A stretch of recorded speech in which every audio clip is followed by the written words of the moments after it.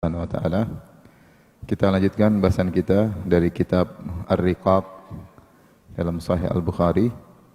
Kita masuk pada bab yang baru, babu qaulihi azza wa jalla, bab tentang firman Allah Subhanahu wa ta'ala, inna zalzalatas sa'ati syai'un azim. Sungguhnya goncangan yang terjadi pada hari kiamat adalah perkara yang sangat dahsyat.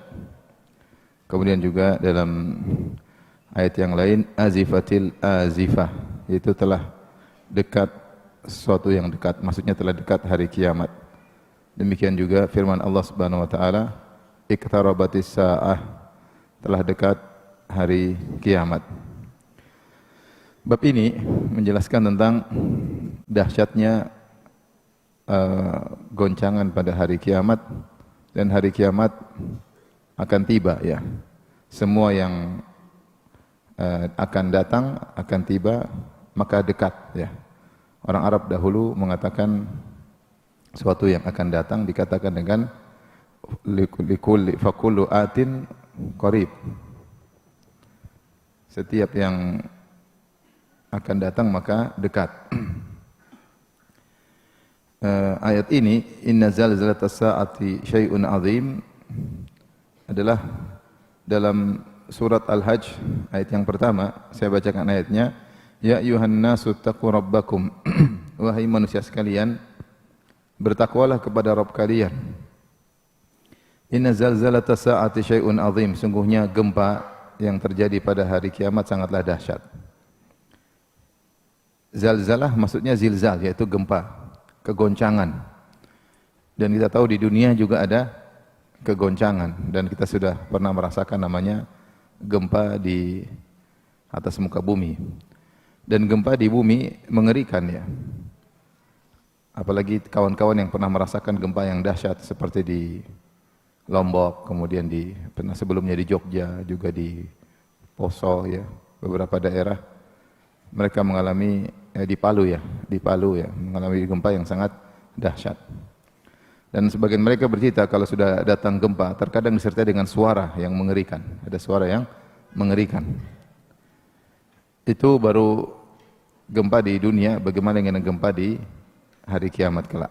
Makanya Allah mengatakan syai'un azim. Gempa yang terjadi pada hari kiamat adalah perkara yang sangat dahsyat. Dan kalau kita tahu hal ini, maka hendaknya kita bertakwa kepada Rabb kita. Karena hari kiamat akan tiba, kita akan dibangkitkan, ya, kemudian kita akan diminta pertanggungjawaban oleh Allah Subhanahu wa taala.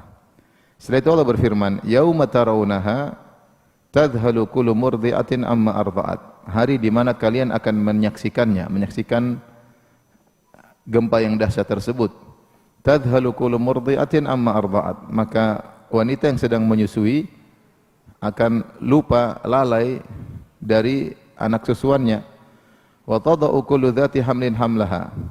Dan wanita yang sedang hamil akan keguguran. Wa taran nasa sukara wa ma hum bisukara.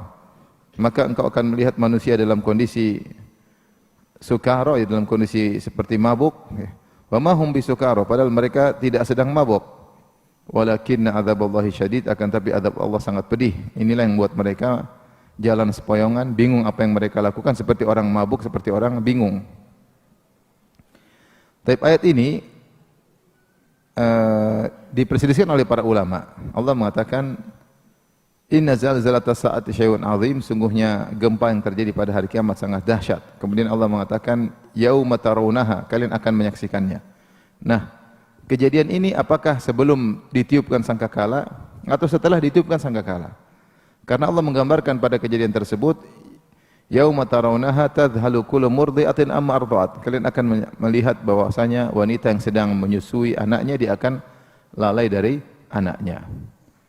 Dan kita tahu tidak ada perhatian paling besar di dunia ini seperti perhatian seorang ibu terhadap anaknya. Jadi Allah ingin menggambarkan hari tersebut sangat dahsyat, sampai-sampai seorang wanita yang sedang menyusui anaknya, dia tinggal anaknya, dia bingung, dia lalai, ya. Kita tahu seorang ibu enggak mungkin meninggalkan anaknya. Tetapi karena begitu dahsyatnya hari tersebut, maka dia akan tidak peduli dengan anaknya. Demikian juga wanita yang mengandung, wa tada'u kullu dzati hamlin hamlaha, wanita yang sedang mengandung keguguran, keluar anaknya, ya. Nah, ini terjadi sebelum ditiupkan sangkakala atau setelah ditiupkan sangkakala. Khilaf di kalangan para ulama. Khilaf di kalangan para ulama. Zahir ayat menunjukkan bahwasanya ini sebelum ditiupkan sangkakala. Terjadi gempa yang sangat dahsyat. Ada yang mengatakan ini terjadi ketika ditiupkan apa? Sangkakala. Ketika di sangkakala, karena ketika sangkakala ditiup manusia masih dalam kondisi normal. Ada yang mengandung, ada yang menyusui anaknya, ya. Bukan setelah ditiupkan sangkakala kedua hari kebangkitan. Kalau hari kebangkitan, manusia mungkin dibangkitkan bukan dalam kondisi demikian. Maka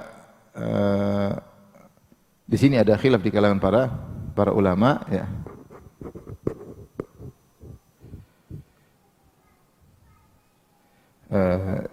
Ada yang mengatakan tadi sebelum ditiupkan sangkakala, ada yang mengatakan ketika ditiupkan sangkakala yang pertama, ada yang mengatakan ketika hari dibangkitkan. Ini khilaf di kalangan para ulama. Yang mengatakan sebelum hari kebangkitan, kata mereka wajar kondisi orang masih hamil, kemudian keguguran, ada yang sedang menyusui, kemudian melupakan anaknya. Ini kondisi-kondisi manusia sebelum hari kebangkitan. Kalau orang sudah ditiupkan sangkakala, kemudian mati, kemudian dibangkitkan, harusnya tidak demikian kondisinya. Tidak sedang mengandung atau tidak sedang menyusui. Sebagian ulama mengatakan tidak. Ini kondisi setelah dibangkitkan. Adapun penyebutan Allah Subhanahu wa taala, kalian akan melihat kalau ada yang menyusui akan melupakan anaknya, ketika ada yang mengandung akan keguguran. Ini adalah metode orang Arab untuk menjelaskan dahsyatnya sesuatu. Artinya mereka seakan-akan Allah berkata, seandainya ada orang yang mengandung bertemu dengan hari tersebut pasti akan keguguran. Seandainya ada orang yang sedang menyusui anaknya, maka dia pasti akan lupa dengan anaknya. Dan ini sama seperti firman Allah Subhanahu wa taala, yauma yaj'alul wildana syiba, hari di mana Allah menjadikan anak kecil menjadi beruban. Saking ngerinya hari tersebut, seandainya kalau ditemui oleh seorang anak kecil maka akan berubah hormon dalam tubuhnya, ketakutan, maka rambutnya jadi putih mendadak karena saking dahsyatnya hari tersebut. Ala kulli hal, beberapa pendapat di kalangan para ulama, ada yang mengatakan sebelum ditiupkan sangkakala, ada yang mengatakan ketika ditiupkan apa? Sangkakala yang pertama, dan ada yang mengatakan setelah hari kebangkitan. Namun ini semua adalah hari yang sangat dahsyat. Allah alam bisawab, ya. Dan Imam Bukhari kemudian menyebutkan ayat yang lain tentang azifatil azifah atau iqtarabatis saah, bahwasanya hari kiamat sudah dekat. Dan Allah telah mengatakan wa ma yudrika la'alla sa'ata qarib, bisa jadi hari kiamat itu dekat. Dan Rasulullah SAW telah mengatakan bu'ithu ana wa sa'aka hataini, aku diutus dengan hari kiamat seperti ini, ya. Ya, ini menunjukkan bahwasanya hari kiamat sudah dekat. Ada yang mengatakan dekat ditinjau dari umur dunia yang begitu panjang, ya. Ya, taruhlah umur dunia ini, taruhlah misalnya sebagaimana perkataan para ahli, ya, geologi atau ahli, ya, dan macam-macamnya, mereka mengatakan umur dunia sampai jutaan tahun. Maka kalau cuma sisa ribuan tahun, dekat atau jauh? Dekat, ya, dibandingkan dengan jutaan tahun. Tapi intinya orang Arab mengatakan kullu atin qarib, semua yang akan datang maka dianggap dekat, dan semua yang mustahil, ya, maka dikatakan jauh. Makanya Allah mengatakan mereka yarawnahu ba'idan wa narahu qariban, ya. Mereka memandang hari kiamat ba'idan maksudnya mustahil, wa narahu qariban, sementara kami memandang hari kiamat dekat maksudnya tidak mustahil, maka akan datang.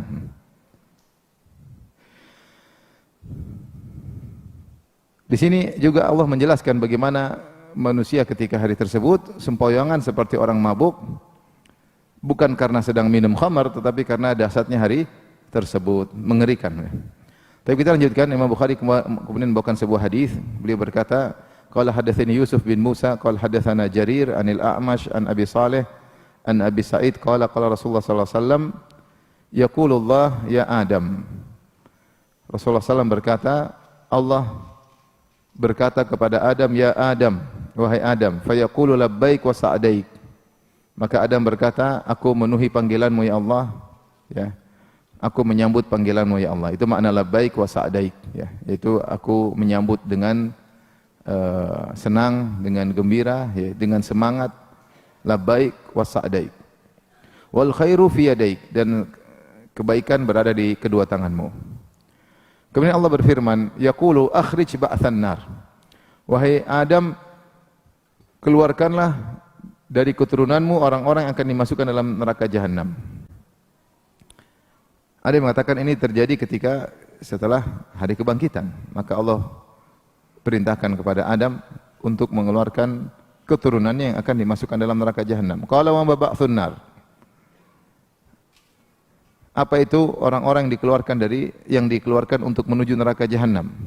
Qala min kulli alfin tis'ami'atin wa tis'atan wa tis'in. Dari 1000 keturunanmu keluarkan 999 masuk neraka. Yang satu surga, 999 masuk neraka. Fadzaka hina yashibus saghir, dan itu terjadi, yaitu dikirimkannya keturunan Adam masukkan neraka hari di mana yashibus saghir, di mana anak kecil menjadi beruban, yaitu setelah hari kebangkitan. Wa tada'u kullu dzati hamlin hamlaha, hari di mana ketika wanita yang sedang mengandung akan keguguran. Wa taron nasa sukara wa ma hum bisukara, dan kau melihat orang-orang dalam kondisi sepoyongan seperti orang mabuk padahal mereka tidak sedang mabuk. Walakinna adzaballahi syadid, akan tapi azab Allah sangat pedih. Ini Rasulullah cerita kepada para sahabat. Akan datang suatu hari di mana Adam diperintahkan oleh Allah, keluarkan anak keturunanmu dari 1000 orang, 999 masuk neraka, yang satu masuk surga. Kapan terjadi? Yauma yashibus saghir, hari itu ketika hari kiamat di mana anak kecil menjadi beruban, wanita yang sedang menyusui lupa dengan anaknya, wanita yang sedang mengandung keguguran. Kemudian fashtadda dzalika alaihim, maka para sahabat ketika mendengar hadis ini mereka merasa berat. Faqalu, mereka berkata, ya Rasulullah, ayyuna dzalika rajul, siapa di antara kami yang merupakan satu dari 1000 itu ya Rasulullah? Artinya siapa yang mau selamat? Dari 1000 cuma satu yang selamat, 999 masuk neraka, yang satu masuk surga. Siapa yang bisa jadi satu orang tersebut? Ya, sahabat merasa berat. Maka Rasulullah SAW berkata, abshiru fa inna min ya'juj wa ma'juj alfan wa minkum rajulan. Bergembiralah wahai para sahabatku, dari kalian satu orang, dari Ya'juj Ma'juj 999.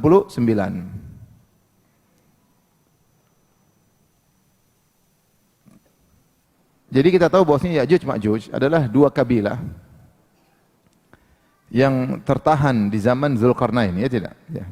Mereka melakukan kerusakan di atas muka bumi, maka datang sekelompok orang kepada Zulkarnain, ya. Inna Ya'juj wa Ma'juj fil ard, fahal naj'alu laka kharjan ala an taj'ala baina wa bainahum sadda. Wahai Zulkarnain, maukah engkau bikinkan bagi kami suatu benteng? Kami akan beri upah kepada engkau. Jadikanlah kami suatu penutup yang menghalangi mereka untuk keluar. Maka akhirnya Zulkarnain bikin benteng, Sad Zulkarnain, dia bikin Sad itu benteng penutup, ya. Sehingga Zulkarnain tidak bisa sehingga Ya'juj Ma'juj tidak bisa keluar dari tempat tinggal mereka. Dan mereka beranak pinak sejak zaman itu, mereka beranak pinak terus. Dan mereka cepat beranak pinak.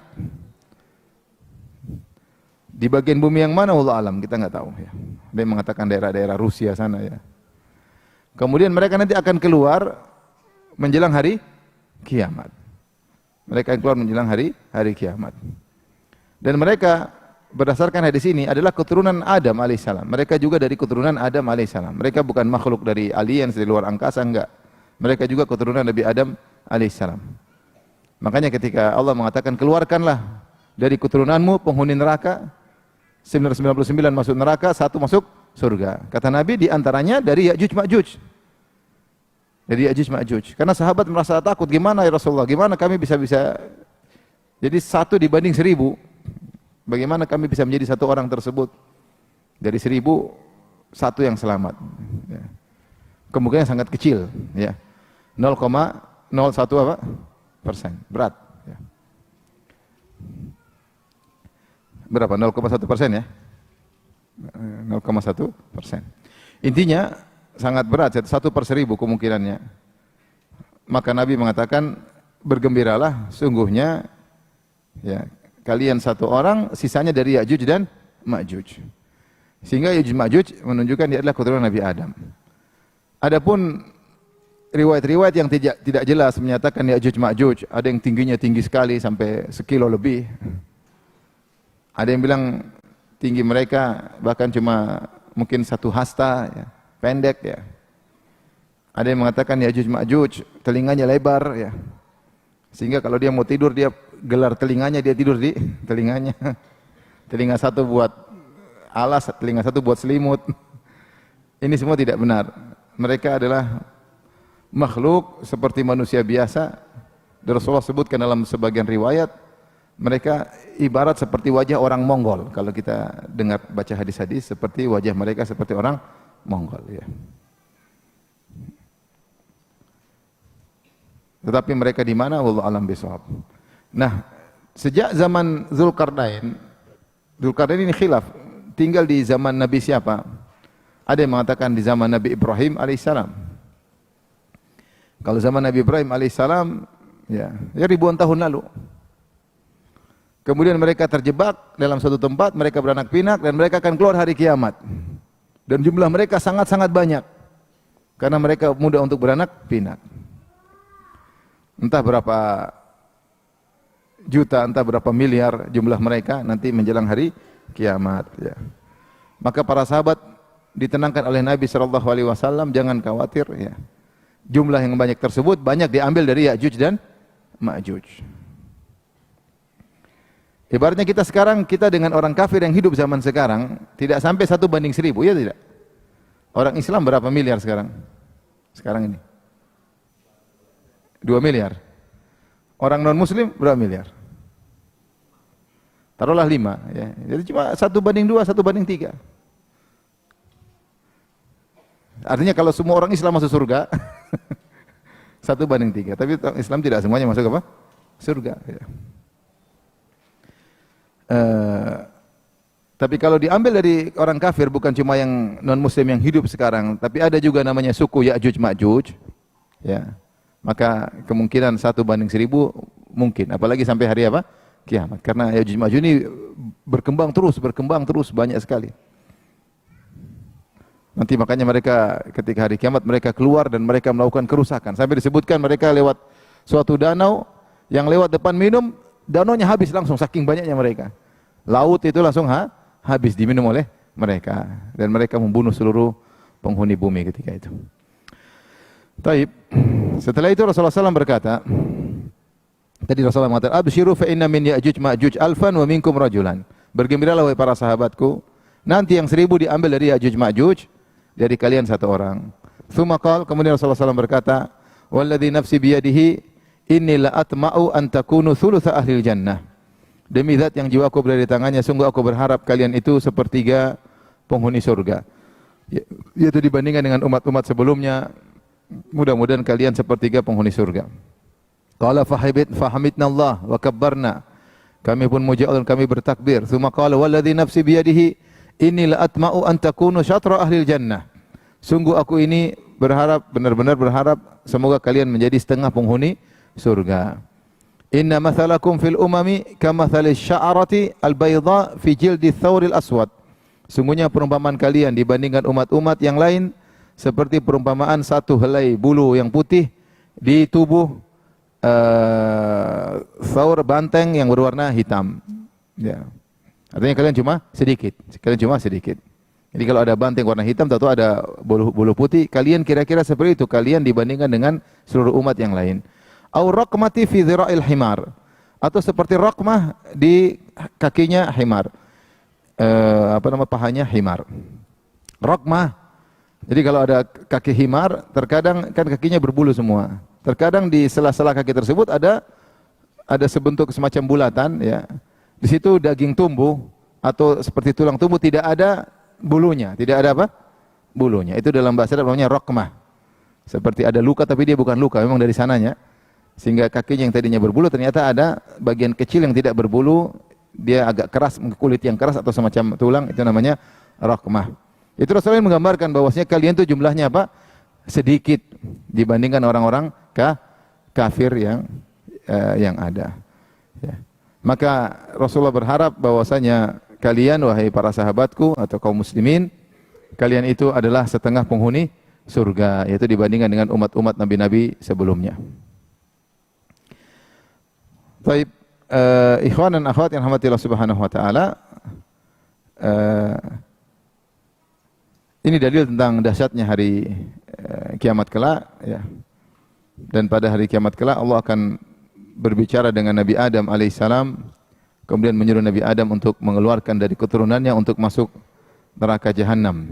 Dari 1999 masuk neraka, kemudian yang satu masuk surga. Allahul musta'an. Tapi kita lanjutkan bab berikutnya, ya.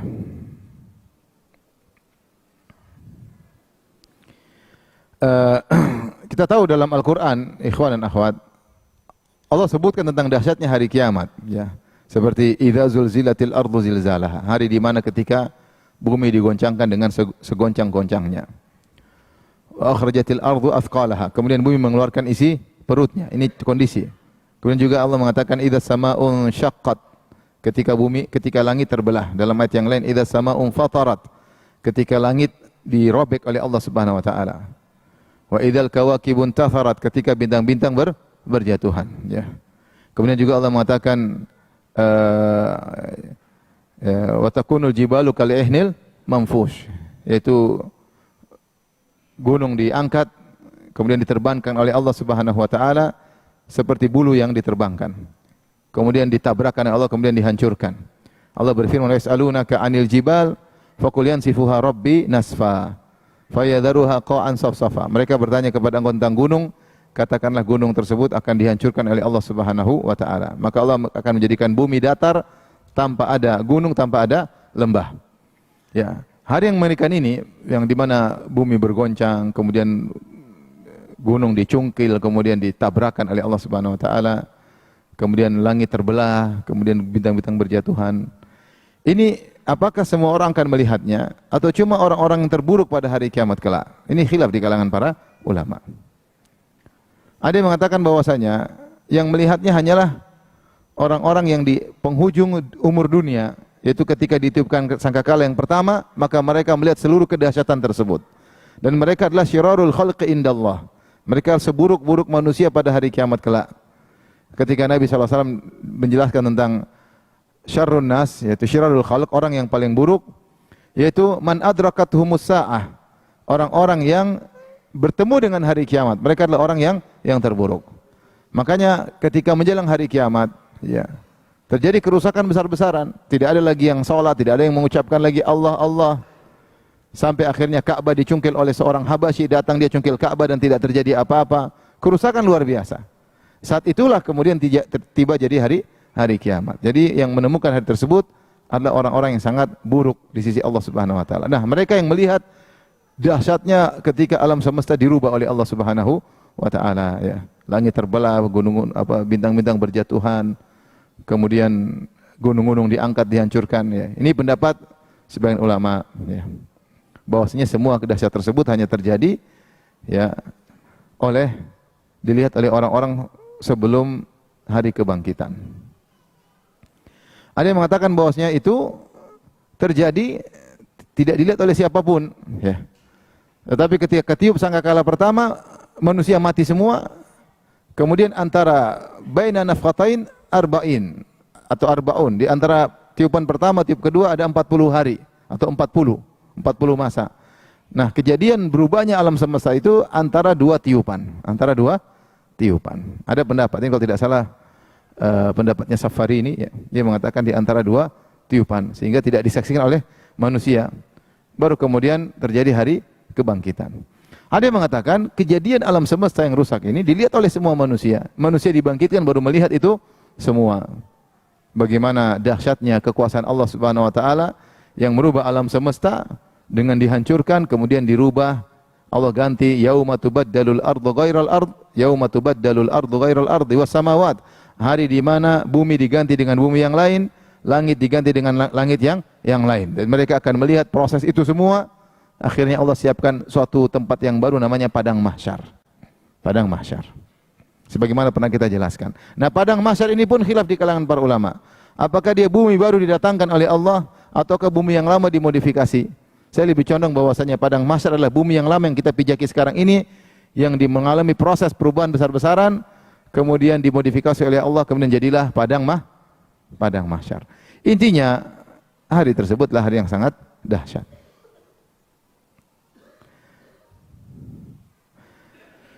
Baik.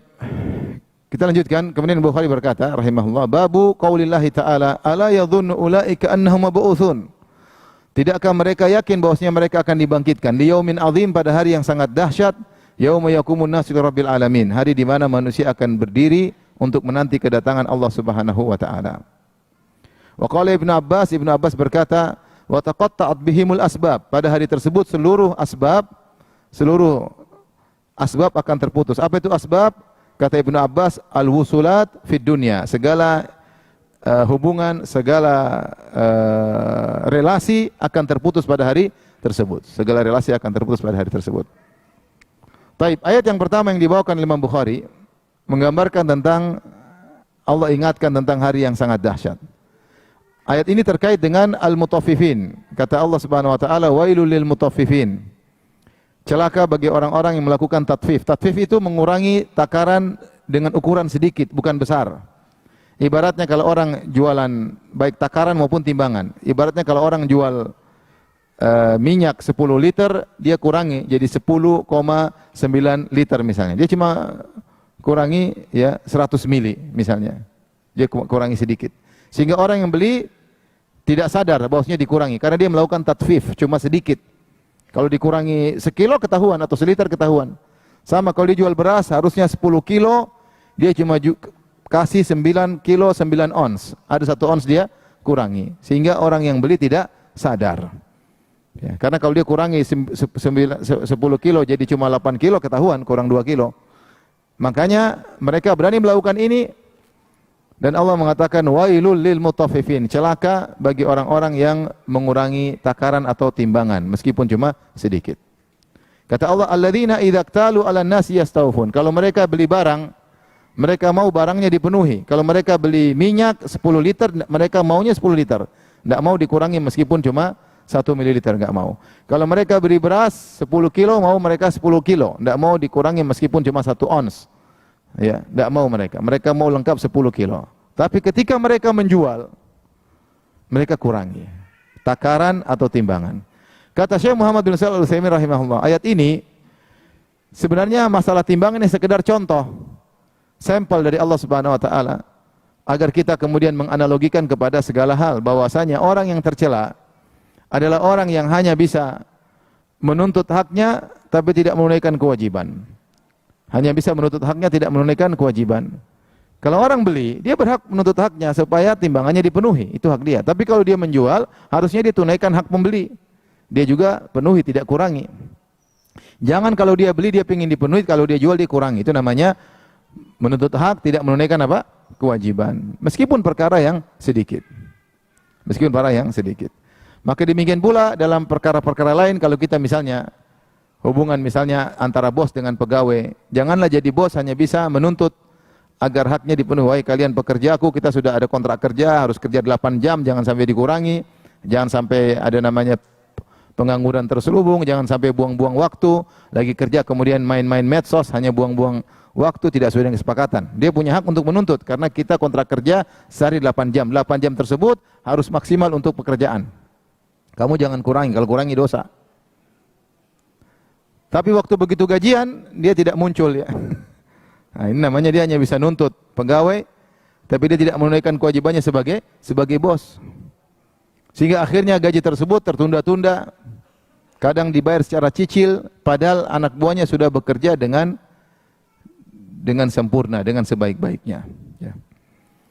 Ini namanya hanya bisa menuntut hak, tidak menunaikan kewajiban.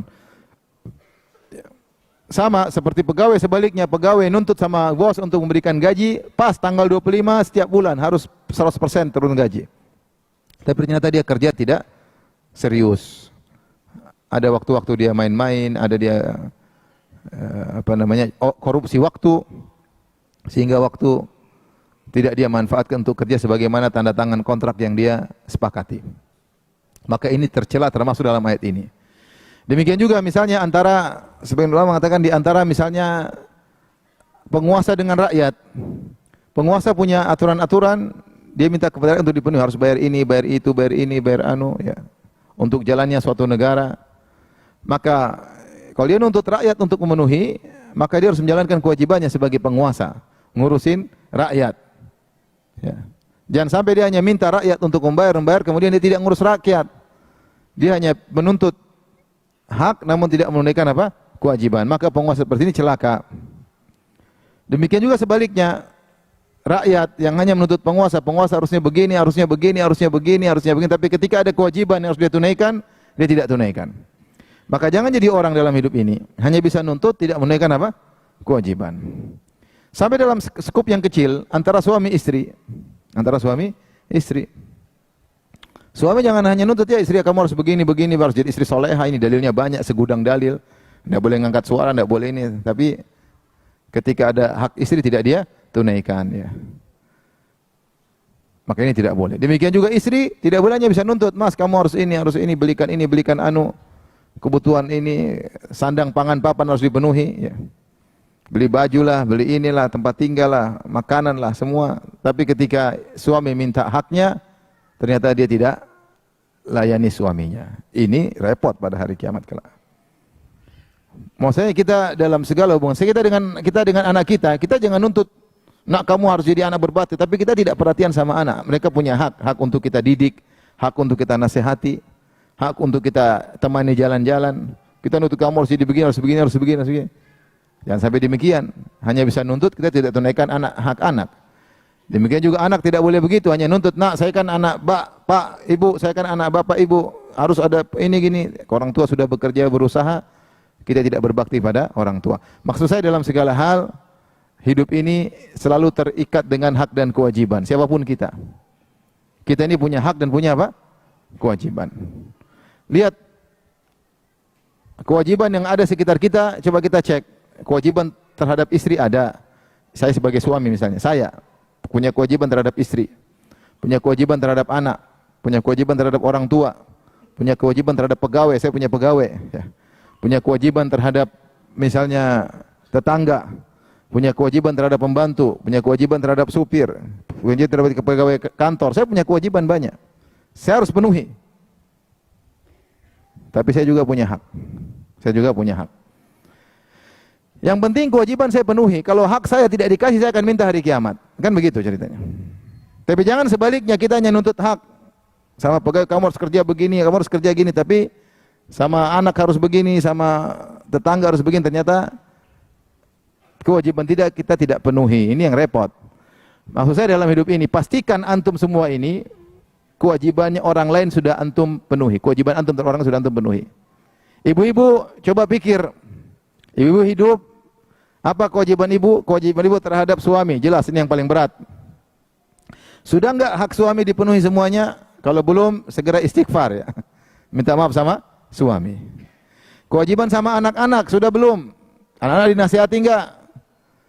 Bukan cuma dicekokin makanan aja, dinasihati, dibimbing, diajak ngobrol, sudah belum? Tetangga sebelah, pernah enggak hak tetangga dipenuhi? Coba dicek, kalau sakit dicuekin atau bagaimana, ada yang lapar, ada yang kita kasih makan enggak, atau kita cuekin aja, coba dicek. Sama orang tua, sama kakak adik, sama pembantu, sudah enggak menunaikan hak kita pada pembantu? Pembantu suruh kerja melulu, di luar jam kerja enggak dikasih apa? Tambahan misalnya. Ini enggak boleh. Intinya, kalau kita hanya bisa nuntut hak, tidak menunaikan kewajiban, kita celaka. Allah berkata, wailul lil mutaffifin. Ini sekedar contoh aja, celaka bagi orang-orang yang melakukan tatfif, mengurangi takaran.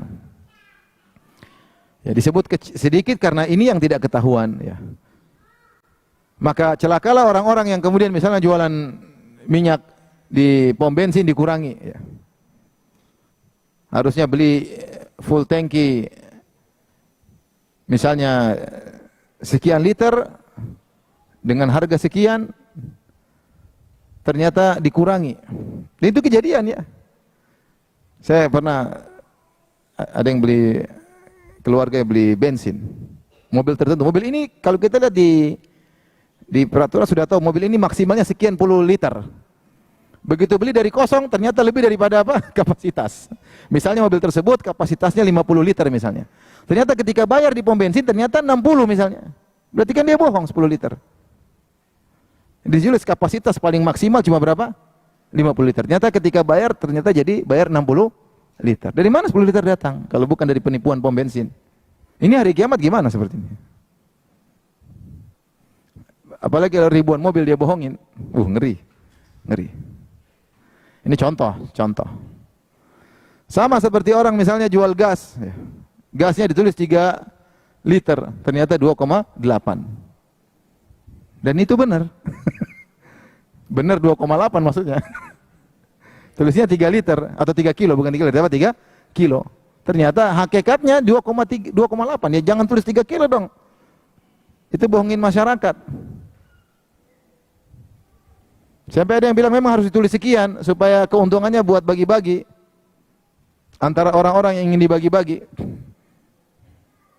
Luar biasa. Sampai ada kawan berhenti dari kerjaan seperti ini. Karena dia tahu isinya tidak sampai 3 kilo. Cuma 2, sekian. Kenapa segini ya? Karena sisanya nanti buat bagi-bagi katanya. Nipu masyarakat. Yang ditipu masyarakat miskin. Yang biasanya orang seperti ini bukan orang miskin, mereka apa namanya orang kaya, tapi tamak. Makanya Allah mengatakan, "Ala yadhunnu ulaika annahum mab'utsun." Tidakkah mereka yakin bahwasanya mereka akan dibangkitkan, akan dimintai pertanggungjawaban? Kalau mereka yakin akan dimintai pertanggungjawaban, mereka tidak akan melakukan demikian. Tidak akan berani menzalimi orang lain, tidak akan berani menahan hak orang lain. Ya, ente kalau ada pegawai waktunya gaji, ente tidak gaji, ente gunakan dulu uangnya, nanti setengah bulan lagi. Ente akan ditanya, ente akan binasa hari kiamat. Tapi kalau anda yakin akan dibangkit oleh Allah, anda tidak akan menzalimi, anda kasih. Sudah. Hak orang dulu diutamakan, jangan dulu.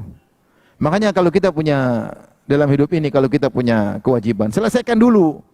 Awal bulan antum punya duit, semua yang mau digaji, gaji dulu. Listrik bayar dulu, ini bayar semua selesai. Ada sisa baru ente mau beli apa terserah. Jangan sampai anda beli ini, beli anu, terus ada gaji pembantu yang telat, ada gaji sopir yang telat, ada gaji pegawai yang telat, ya. Ada sekolah anak belum bayar, sementara beli mobil baru. Lah ini salah seperti ini. Menunda pembayaran itu sudah zalim. Memunda pembayaran itu sudah apa? Zalim. Dia jadi pusing, harusnya dia terima gaji misal tanggal 25, tertunda jadi 2 minggu kemudian. Dia kan akhirnya susah, harus minta-minta sama orang, pinjam uang, menyusahkan dia. Bahkan anjurannya Nabi SAW mengatakan berikan gaji qabla an yajifa araku, sebelum keringatnya kering kasih gajinya, harusnya demikian. Ini sudah keringatnya sudah kering, keringat lagi kedua kering, ketiga kering, gaji belum datang-datang. Ini kelihatannya sepele, tapi tidak sepele. Bagi siapa yang beriman kepada hari kiamat, dia akan dibangkitkan, maka jangan pernah menyepelekan hal ini. Ngeri. Makanya Allah mengatakan, "Ala yadhunnu ulaika annahum mab'utsun." Tidakkah mereka yang mengurangi takaran dan timbangan yakin bahwasanya mereka akan dibangkitkan li yaumin azim, di hari yang sangat dahsyat. Yaumin azim, hari yang sangat dahsyat. Hari apa itu? Yauma yaqumun nasu lirabbil alamin, hari di mana manusia berdiri untuk menanti kedatangan Allah Subhanahu wa taala. Di antara nama-nama hari kiamat adalah Yaumul Qiyamah. Al-Qiyamah diambil dari kata al-qiyam, yaitu berdiri. Karena orang-orang pada hari tersebut berdiri, tidak ada yang duduk, tidak ada yang berbaring, berdiri. Entah berapa tahun lamanya menanti kedatangan Allah Subhanahu wa taala. Ya, keletihan luar biasa, kepayahan luar biasa. Maka orang kalau ingat hari tersebut, sudahlah enggak usah macam-macam. Hidup ini yang penting antum makan, antum minum. Apalagi antum masih hidup, alhamdulillah kan, masih hidup kan? Di antara kita ada yang gemuk kan? Alhamdulillah sudah. Semua apalagi mau menzalimi orang ngapain? Karena kadang-kadang karena ketamakan aja, tamak. Dan subhanallah orang kalau udah kena penyakit ini bukan orang miskin, ini orang kaya yang begini, yang rakus. Sudah dapat duit banyak, sudah korupsi banyak, terus bertambah-tambah korupsinya, tidak berhenti-berhenti. Sudah jeblos penjara, keluar masih korupsi lagi. Sudah jadi penyakit. Susah. Nas'alullah as-salamah ya. Hari kiamat kayak apa? Apalagi saya sering sampaikan, hati-hati korupsi. Korupsi itu terkait dengan hak banyak orang. Kalau seorang melakukan kezaliman pada satu orang, musuh dia cuma satu orang. Tapi kalau dia curi uang negara, waduh. Dia curi uang rakyat, aduh ini repot hari kiamat. Yang dia mungkin untuk nikmati cuma, ya nikmat apa sih? Mau nikmat apa juga? Duit banyak juga mau ngapain? Dia mau ngapain? Mau beli rumah 10, dia paling tinggal cuma 1. Mau beli tanah 1000 hektar pun dia juga cuma lihat data, tanah saya sudah 1000 hektar. Emang dia jalan-jalan terus ke tanahnya? Enggak juga. Ya enggak. Enggak ngapa-ngapain, dia mau ngapain? Dia mau beli mobil mewah juga enggak berani, takut ketahuan. Uangnya pun dia simpan di luar negeri. Akhirnya kalau uang udah panas ya buat apa? Buat judi, main perempuan, buat zina, buat waliyadzubillah ya. Jalan-jalan ke luar negeri, buang-buang duit di sana ya. Nanti mati, kemudian hisab panjang. Taib. Kemudian Ibnu Abbas berkata, wa taqatta'at bihimul asbab, qala al-wusulat fid dunya. Maka pada hari kiamat kelak semua relasi akan terputus. Semua relasi akan terputus ya. Maka orang-orang yang saling punya hubungan di dunia, mereka akan saling berlepas diri. Tidak ada yang minta tolong ya. Minta tolong sama teman-teman juga tidak mau dimintain tolong. Semua masing-masing merasa susah. Allah berfirman, al-akhillau yawma idzin ba'dhum li ba'dhin aduwwun illal muttaqin. Semua yang berteman pada hari kiamat akan saling bermusuhan kecuali orang bertakwa. Orang bertakwa pada hari kiamat semakin kokoh relasi mereka. Adapun orang yang bersahabat bukan karena agama, bukan karena Allah Subhanahu wa taala, maka mereka akan saling berlepas diri pada hari tersebut. Ya. Baik, kita lanjutkan. Kemudian Bukhari berkata, rahimahullah taala, haddatsana Ismail bin Aban, qala haddatsana Isa bin Yunus, qala haddatsana Ibnu Aun, an Nafi' an Ibni Umar radhiyallahu anhuma anin Nabi sallallahu alaihi wasallam qala, dari Ibnu Umar radhiyallahu anhuma dari Nabi sallallahu alaihi wasallam beliau bersabda, yauma yaqumun nas li rabbil alamin. Menafsirkan ayat ini, hari di mana manusia berdiri untuk menunggu kedatangan Allah Subhanahu wa taala. Qala yaqumu ahaduhum fi rashihi ila ansafi udhunaihi. Salah seorang dari mereka berdiri untuk menunggu Allah Subhanahu wa taala dalam keringatnya, berdiri dalam keringat, tenggelam dalam keringatnya sampai keringatnya mencapai tengah telinganya. Telinganya sampai ngelewati mulut sampai di sini. Kenapa? Karena matahari didekatkan, tuduna syams, matahari didekatkan. Kita lihat hadis berikutnya. Imam Bukhari berkata, qala haddatsani Abdul Aziz bin Abdullah, qala haddatsani Sulaiman an Thawr bin Zaid an Abil Ghaith an Abi Hurairah radhiyallahu anhu anna Rasulullah sallallahu alaihi wasallam qala, Rasulullah sallallahu bersabda, ya'raqun nasu yaumal qiyamah, manusia keringatan pada hari kiamat kelak, hatta yadhhaba arakum fil ardi sab'ina dhira'an, sampai air masuk dalam tanah sedalam 70 dhira', 70 hasta. Ini air sampai masuk, air keringat mereka. Kalau ini setengah meter berarti sekitar 35 meter, 40 meter keringat mereka masuk. Jadi di atas sudah saking banyaknya sampai masuk ke bawah. Wa yuljimuhum hatta yablugha adhanahum, sampai keringat mengenai mulut mereka, sampai mengenai telinga mereka. Naik keringat begitu banyak. Tapi hadis-hadis ini menjelaskan tentang kondisi yang dahsyat pada hari kiamat kelak. Bahwasanya pada hari kiamat kelak tuduna syams, matahari didekatkan. Dalam sebagian riwayat qadramil, la adri amilil makhala. Aku tidak tahu yang dimaksud oleh Nabi apakah mil yang digunakan untuk celak, yaitu kalau kita ada celak kan ada besinya kan. Besinya itu yang taruh di mata. Apakah maksudnya seukuran itu dekat sekali dengan kepala atau seukuran 2, atau maksudnya adalah mil, maksudnya masafah, yaitu 1,8 kilometer. Dalam riwayat mil au milain, 1 mil atau 2 mil. Matahari sekarang jaraknya berapa kilo? Tergantung teori bulat, bumi bundar atau bumi apa? Datar. Tapi ada yang kita pelajari, kalau sebagaimana kita yakini bahwasanya bumi itu bulat, maka matahari disebutkan jaraknya menurut sebagian ahli adalah sekian juta kilometer ya. Ada yang 150 juta kilometer, jauh sekali lah. Berjuta-juta kilometer, jauh sekali. Itu aja kepanasan luar biasa, kita nggak kuat. Gimana kalau didekatkan dengan jarak 1 mil, 2 kilo misalnya, atau 2 mil, 4 kilo. Sangat dekat. Maka manusia ketika itu tidak kuat. Mereka bercucuran keringat. Tetapi manusia ketika dibangkitkan pada hari kiamat, dimodifikasi oleh Allah Subhanahu wa taala. Sebagaimana sudah pernah kita jelaskan dalam proses pembangkitan. Proses hari apa? Kebangkitan, ya. Sehingga manusia, kata Allah, fabasaru kal yauma hadid, ya. Orang kalau meninggal maka pandangannya menjadi tajam, maka dia bisa melihat malaikat yang sebelumnya tidak bisa dia lihat, ya. Kemudian manusia dibangkitkan, lihat penghuni neraka, tubuh mereka dibesarkan oleh Allah Subhanahu wa taala. Sehingga kalau mereka disiksa secara detail, ya. Kata Allah tentang api neraka, allati tattali'u al-afidah, di mana api tersebut masuk ke dalam jantung mereka.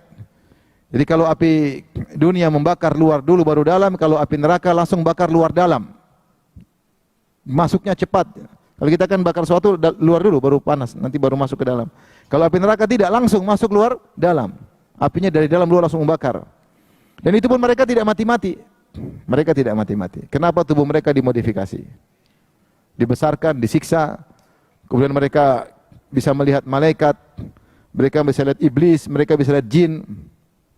Demikian juga penghuni surga, orang-orang beriman, ya, mereka juga dibangkitkan dengan dimodifikasi, sehingga bisa mereka melihat apa yang tidak bisa mereka lihat. Dan kalau mereka mau surga, mereka akan bisa melihat Allah Subhanahu wa taala yang selama ini mereka tidak bisa apa? Lihat. Intinya manusia, tubuh mereka dimodifikasi oleh Allah, sehingga ketika matahari jarak 1 mil atau 2 mil, mereka tidak mati. Cuma mereka merasakan kepayahan yang luar biasa. Keringat bercucuran tidak habis-habisnya. Dan ini kita tidak bisa menganalogikan hari kiamat dengan hari sekarang. Ya. Alam yang berbeda. Keringat bercucuran, panas. Sebenarnya Allah mengatakan panas tersebut sebabnya karena matahari yang dekat. Kemudian juga mereka berdiri terus. Berdiri terus, ini juga menjadi keletihan. Kemudian mereka juga sempit satu dengan yang lainnya. Padat manusia. Sehingga padat manusia itu panas. Udah pernapasan panas, keringat satu dengannya semakin panas. Sehingga mulailah keringat bercucuran. Kata Nabi SAW dalam hadis yang lain, wa yakunul araqu ala qadri a'malihim. Dan keringat sesuai dengan kadar amal mereka. Wa minhum man yablughu araquhu ka'baihi. Ada yang keringatnya cuma mencapai 2 mata kakinya. Itu orang-orang yang amalnya baik, ya. Keringat cuma sedikit, cuma sampai mata kaki. Dan ada di antara mereka yang keringatnya sampai ke betisnya, ada. Ini masih mending. Dan ada yang keringatnya ila haqawai, sampai ke bokongnya, ya, air sampai banyak, air keringat. Dan ada sampai ke mulutnya, wa minhum man yaljumuhu iljaman, sampai ke mulutnya. Dan ada yang sampai ke telinganya, tadi disebutkan hadis, telinganya. Ustaz, bagaimana? Kita nggak tahu, ya, orang beda-beda. Intinya dia tenggelam dalam keringatnya. Masing-masing tenggelam dalam keringatnya. Ini hari kiamat macam-macam. Ada orang kafir aja berjalan dengan kepalanya gimana? Ketika Nabi ditanya, bisa jalan di atas kepala ya Rasulullah orang kafir? Kata Nabi SAW, alaysa alladhi amsyahu ala rijlaihi qadiran an yumshiyahu ala ra'sih. Bukankah yang telah membuat dia mampu berjalan di atas kakinya, mampu untuk membuat dia berjalan di atas kepalanya? Allah mampu. Oleh karenanya kondisi hari kiamat tidak bisa dianalogikan dengan kondisi alam dunia sekarang. Taib, keringat bercucuran saking banyaknya sampai keringat tersebut masuk ke dalam bumi. Kenapa? Karena terlalu lama mereka berdiri. Terlalu panas, terlalu lama sampai air pun masuk dalam tanah. Kita sekarang di atas muka bumi, kalau ada banjir mungkin air tidak masuk sampai ke dalam. Kalau masuk mungkin sedikit. Ini airnya sampai menembus 40 meter ke dalam. Saking lamanya keringat tersebut. Ada yang mengatakan mereka berdiri sampai ratusan tahun. Sebagian salah mengatakan 300 tahun sebelum Allah datang. Ada yang mengatakan mereka berdiri 1000 tahun sebelum Allah datang. Untuk menyidang mereka. Maka di antara perkataan indah dari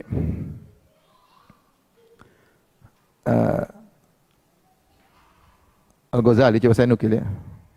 Saya ingin bacakan perkataannya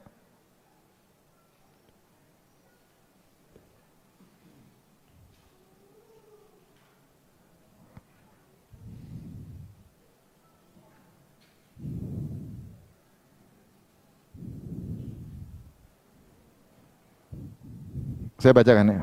Berkata Al-Ghazali yang dinukil oleh dalam kitab Ibnul Mulaqin dalam kitab Tawdih, dia berkata, "Wa alam anna kulla arakin la yukhrijuhu at-ta'abu fi sabilillah min jihadin wa hajjin wa qiyamin wa siyamin wa taraddudin fi qada'i hajati muslimin wa tahammuli masyaqqatin fi amrin bima'ruf aw nahyin an munkar fasayukhrijuhu al-haya'u wal khawfu fi sa'idil qiyamah." Perkataan, ingat, kata Al-Ghazali, ketahuilah semua keringat yang tidak keluar di dunia ini karena ketaatan.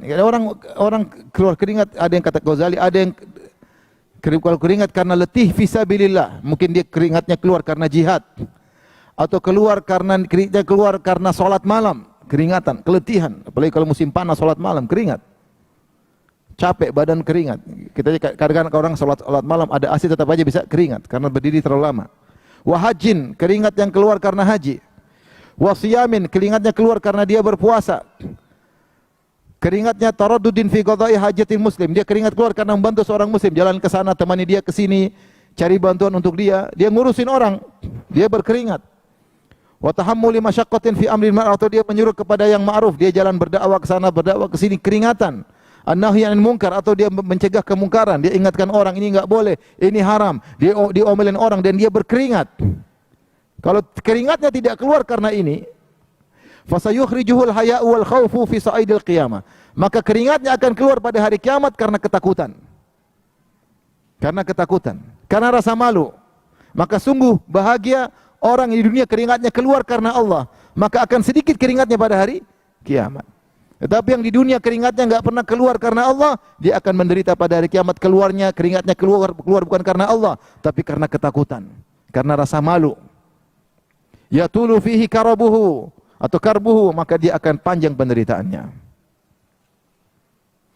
Walau salima ibnu Adam minal jahli wal gurur la alima anna ta'abal araqi fi hamli masaibid dunya ahwanu amran wa aksaru zamanan min araqil karb wal intidhari fi yaumil qiyamah. Kalau seorang anak Adam selamat dari kebodohan, dari tertipu dengan dirinya sendiri, maka dia akan tahu bahwasanya keletihan, keringat yang keluar di dunia lebih ringan daripada keringat yang akan keluar pada hari kiamat kelak.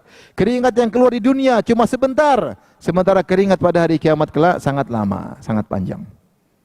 Makanya saya bilang tadi, ada yang mengatakan seorang berdiri ratusan tahun, ada yang 1000 tahun sampai Allah datang. Makanya ketika manusia sudah kepayahan pada hari kiamat kelak, matahari dengan jarak pendek, akhirnya mereka minta syafaat kepada para nabi. Datanglah mereka kepada Nabi Adam. Tujuannya apa? Wahai Adam, berilah syafaat kepada kami, minta Allah segera datang agar mulai persidangan. Ini sedang menunggu aja sudah seperti itu. Adam bilang tidak bisa.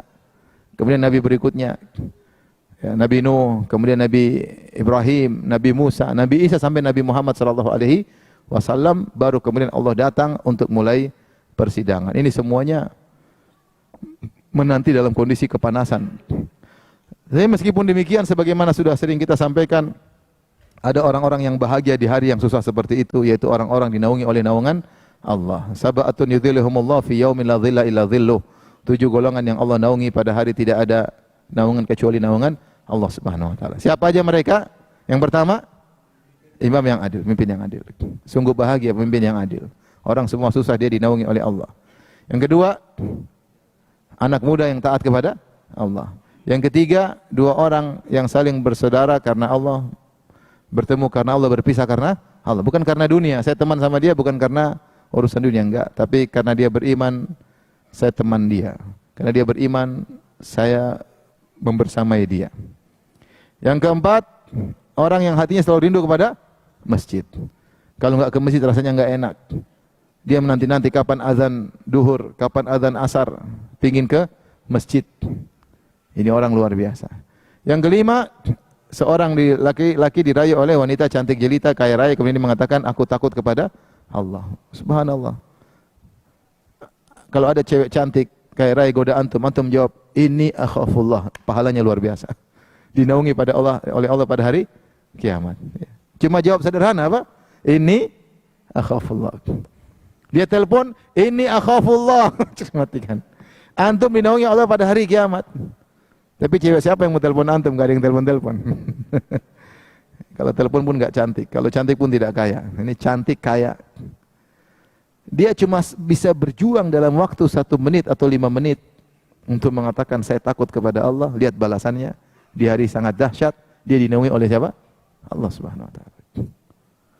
Yang keenam, seorang yang berinfak dengan tangan kanannya kemudian dia sembunyikan sampai tangan kirinya tidak tahu apa yang infak tangan kanannya. Dia berusaha menyembunyikan amal solehnya. Dia sampai pada tahapan berbahagia kalau orang lain tidak tahu amal solehnya. Latih diri. Apa faedahnya? Hari yang dahsyat ini antum akan selamat. Jangan terpedaya dengan orang-orang yang bangga dengan amal solehnya, publish amal solehnya. Antum jangan ikut-ikutan. Karena antum akan berhadapan, kita akan berhadapan hari yang sangat dahsyat. Di antara yang bisa menyelamatkan adalah menyembunyikan amal soleh. Kalau sedekah enggak usah cerita-cerita. Jangan cerita secara jelas apapun isyarat, jangan. Berusaha agar menutupinya sampai orang tidak tahu. Dan yang terakhir, seorang yang sendirian kemudian mengingat Allah, kemudian dia pun menangis.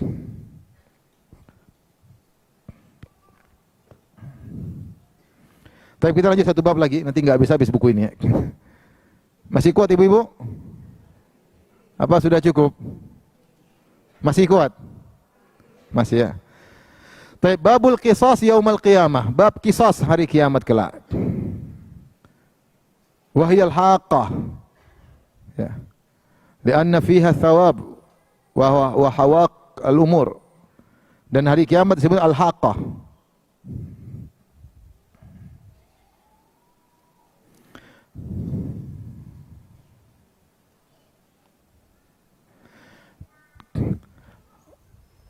Kemudian juga al-haqqatu wal haqqatu wahidun, kata Imam Bukhari, al-haqqah dan al-haqqah sama maknanya. Wal qari'ah, hari kiamat juga namanya al-qari'ah. Wal ghasyiyah, hari kiamat juga namanya apa? Al-ghasyiyah. Hari kiamat juga namanya wasakhah. Sakhah. Hari kiamat juga namanya at-taghabun, wat-taghabun, ghabnu ahlil jannati ahlan nar. Ya. Baik. Di sini Al-Imam Bukhari membawakan bab al-qisas. Al-qisas maksudnya mengambil hak dari orang lain. Yang hak kita di dunia diambil sama dia, maka kita ambil hak kita pada hari kiamat kelak. Itu namanya qisas. Seorang dizalimi di dunia dan dia tidak sempat mengambil haknya, dia akan mengambil pada hari kiamat kelak. Namanya qisas. Oleh karena ini terkait dengan perbuatan zalim. Dan kezaliman itu kembali pada 3 perkara. Terkait dengan jasad fisik darah seorang, terkait dengan harta seseorang, dan terkait dengan harga diri seorang. Makanya Rasulullah SAW mengatakan, inna dima'akum wa amwalakum wa aradakum haramun alaikum. Sungguhnya darah kalian, maksudnya darah yaitu nyawa, jiwa, fisik, haram kepada kalian untuk dilanggar. Wa amwalakum, demikian juga harta, jangan ngambil harta orang, haram untuk dilanggar. Wa aradakum, dan harga diri kalian jangan dilanggar. Jangan kalian menjatuhkan harga diri orang lain, jangan menjatuhkan citra orang lain. Itu semua perbuatan zalim. Kalau kalian melakukannya, kalian akan diqisas pada hari kiamat kelak. Kemudian Imam Al-Bukhari mengatakan yaumal qiyamah, qisas yang terjadi pada hari kiamat kelak. Tadi kita sebutkan hari kiamat, disebut hari kiamat karena orang berdiri dalam waktu yang lama. Tidak ada yang duduk, tidak ada yang nongkrong, tidak ada yang berbaring, tidak ada yang tidur, semuanya berdiri. Adapun al-haqqah, al-haqqah, hari kiamat disebut dengan al-haqqah. Ada yang mengatakan karena pada al-haqqah, karena pada hari tersebut akan ada ganjaran. Ganjaran akan diberikan, yaitu segala kebenaran akan terungkap dan segala kebatilan akan terungkap. Ya. Ini ada yang mengatakan demikian. Namanya semuanya akan benar-benar nyata, al-haqqah. Semuanya akan benar-benar akan terungkap. Dan di situ ada ganjaran, di situ ada pahala, di situ ada juga siksaan, dosa. Kemudian dia mengatakan al-haqqah karena di situ adalah keseriusan. Di hari kiamat tidak ada namanya main-main, tidak ada canda-candaan, semua serius hari kiamat. Semua serius. Makanya semua hak serius benar-benar. Tidak ada canda-candaan.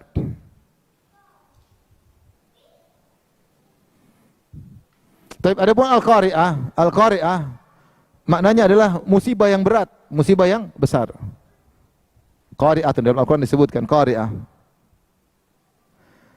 Ada yang mengatakan itu kondisi hari kiamat yang sangat dahsyat yang menghantam hati setiap orang. Semua orang pasti ketakutan melihat hari tersebut. Para nabi aja ketika didatangi oleh manusia untuk minta syafaat, maka Nabi Adam berkata, Inna rabbi qad ghadiba al-yawma ghadaban lam yaghdab qablahu mithlahu wala ba'dahu. Sungguhnya Rabbku sedang murka pada hari ini. Allah tidak pernah murka sebelumnya seperti ini dan Allah tidak akan murka setelahnya seperti ini. Jadi dahsyatnya hari kiamat, seorang akan disidang, berdiri di bawah terik matahari, kemudian akan dihisap, akan ditimbang, akan lewat sirat. Ini semuanya bikin dia takut. Jangankan ketika dibangkitkan, sebelum dibangkitkan, melihat bagaimana dahsyatnya alam berubah. Langit terbelah, bintang-bintang berjatuhan, mengerikan. Kita baru lihat sedikit sudah ketakutan. Gimana kalau gempa dahsyat? Siapa yang tidak takut? Maka tiba Al-Qari'ah, yaitu kedahsyatan hari kiamat yang buat takut siapa saja yang menghadapinya. Kemudian di antara namanya adalah Al-Ghasyiyah. Yaitu Ghasyiyah artinya meliputi. Taksya itu maksudnya meliputi. Maksudnya apa? Ketakutan tersebut meliputi semua orang. Rasa takut meliputi semua orang. Semua orang rasa takut hari tersebut. Adapun sakhah, di antara nama hari kiamat sakhah, yaitu yang memekakkan telinga, membuat telinga menjadi buta, yaitu maksudnya terkait dengan tiupan sangkakala. Fa idza ja'atis sakhah, jika datang tiupan sangkakala yang sangat keras. Allah telah membinasakan sebagian umat ya dengan tiupan apa? Sangkakala. Dengan tiupan apa? Suara yang guntur, yang geledek. Pernah terjadi umat-umat terdahulu seperti kaum Tsamud. Allah bikin suara guntur yang keras buat mereka mungkin pecah gendang telinganya, mati. Pada hari kiamat kelak akan terdengar suara ya, sangkakala yang sangat dahsyat yang buat orang bisa tersiksa dan mati.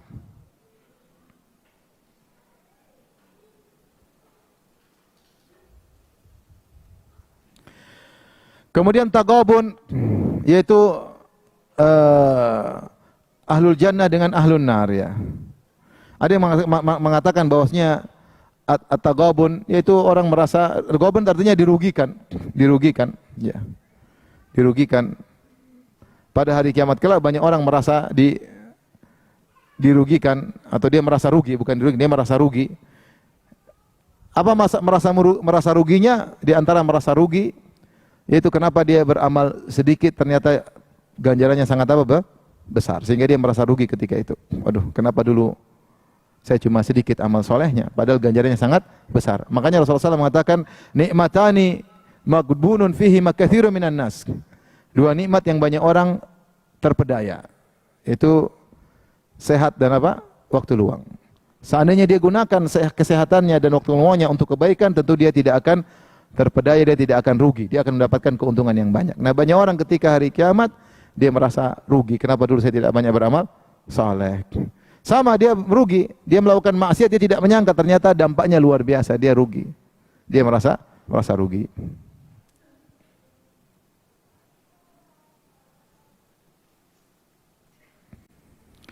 Baik, kita lanjutkan. Al-Imam Bukhari membawakan satu hadis. Beliau berkata, qala hadatsana Umar bin Hafs, qala hadatsana Abi, qala hadatsana Al-A'mash, qala hadatsani Syaqiq. Sami'tu Abdullah radhiyallahu anhu qala Nabi sallallahu alaihi wasallam awwalu ma yuqda bainan nas fid dima. Yang pertama kali disidang oleh Allah pada hari kiamat masalah darah. Sebelum harta, sebelum yang lain, darah. Ini paling ngeri. Sidang, siapa yang pernah pukul orang, siapa yang pernah bunuh orang, siapa yang pernah tikam orang, siapa yang pernah gampar orang. Sidang, ini yang pertama. Ya, ini yang sangat mengerikan, terkait dengan hak orang lain. Lebih parah daripada mencuri harta orang lain. Lebih parah daripada menjatuhkan harga diri orang lain. Yang paling parah melukai, membunuh, ini paling mengerikan. Makanya yang pertama kali disidang adalah masalah darah. Sampai dalam hadis disebutkan seorang akan datang membawa, dia tarik tangan si fulan. Dia bilang, "Ya Allah, si fulan telah membunuh saya." Sampai dalam riwayat kepalanya, dia pegang kepalanya, keluar darah. Dia bilang, "Si fulan telah membunuh saya." Maka Allah tanya, "Kenapa kau bunuh dia?" Kalau karena jihad tidak ada masalah, tapi kalau karena kezaliman maka dia akan disiksa. Yang pertama kali masalah darah. Ngeri masalah darah. Makanya jangan pernah ikut serta dalam masalah pertumpahan darah, hati-hati. Baik secara fisik maupun secara ide maupun secara provokasi, hati-hati. Jangan ikut memprovokasi, karena kalau ada orang meninggal gara-gara provokasi kita juga kena getahnya. Apalagi sama kaum muslimin, janganlah, jangan. Apapun keributan, jangan sampai ada pertumpahan darah. Jangan. Sebagian orang luar biasa, provokasi. Ketika ada pertumpahan darah, dia kabur, yang paling pertama kabur. Dia selamat. Sementara orang bodoh tertipu akhirnya tertumpah darah. Dipikir ketika dia provokasi dia paling jagoan, padahal ketika hari mengerikan kabur duluan. Tapi orang yang bodoh sudah terprovokasi, terjadi pertumpahan darah. Sama muslim dengan muslim. Hati-hati. Seperti demo-demo yang kemudian terjadi pertumpahan darah, jangan ikut-ikut provokasi. Mau aparat, mau rakyat, sama-sama muslim. Sama-sama punya orang tua, sama-sama punya istri, sama-sama punya suami, sama-sama punya anak. Sama punya kakak adik, kalau satu kehilangan yang lain juga sedih. Nah kalau sudah provokator masuk, semua kehilangan kontrol. Akhirnya terjadi pertumpahan darah. Jangan nggak sepele, satu aja yang mati cuma satu, bukan mas satu yang ngeri.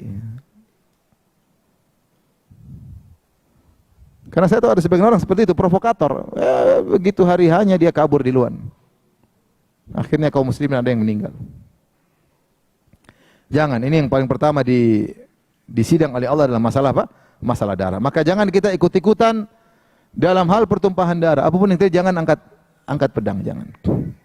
Bahkan dalam ketika muncul fitnah luar biasa kata Nabi, "Kun Abdullah maqtulan wa la takun Abdullah al-qatil." Jadilah engkau hamba Allah yang terbunuh, jangan kau jadi hamba Allah yang membunuh. Kalau sudah fitnah luar biasa. Jangan.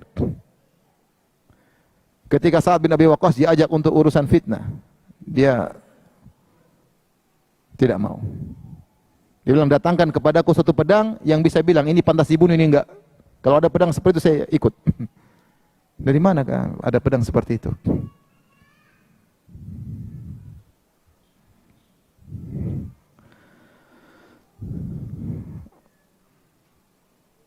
Baik, berikutnya Al-Imam Bukhari berkata, qala hadatsani Ismail qala hadatsani Malik an Sa'id al-Maqburi an Abi Hurairah anna Rasulullah sallallahu alaihi wasallam qala, "Man kanat indahu madlamatun li akhihi falyatahallalu minha." Siapa yang berbuat zalim kepada saudaranya, minta dihalalkan sekarang juga. Sebelum hari kiamat, sebelum mati. Fa innahu laisa thamma dinar, karena pada hari kiamat enggak ada dinar lagi, wala dirham, tidak ada dirham. Kalau sekarang masih kita bisa bayar.